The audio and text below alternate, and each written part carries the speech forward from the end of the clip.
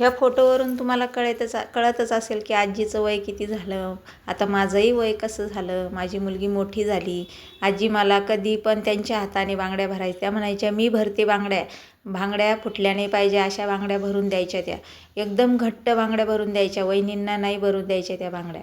आणि त्यांना मला म्हणायच्या, हा कलर भर, तर कलर भर असं सांगायच्या की गोऱ्या अंगाली हा अशा दिसेल तशा दिसेल.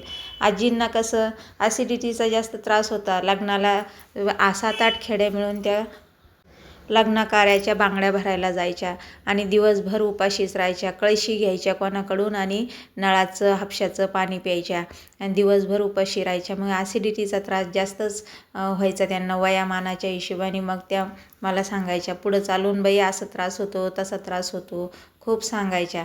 आणि मग अंधाऱ्या येत्या, उलट्या होत्या, उलट्या कधी कधी होत पण नाही, फक्त डोकं दुखतं असं सांगायच्या. आता मला कळतं आजीची आठवण खूपच येते आता, कारण मला पण आता तोच त्रास वाढलेला आहे. सगळ्यांना माहीत असल्यामुळं सगळेच लग्नवाले शिदा द्यायचे. आजीचं प्रेम कुठपर्यंत आहे तुम्हाला हे पुढच्या भागात कळेलच.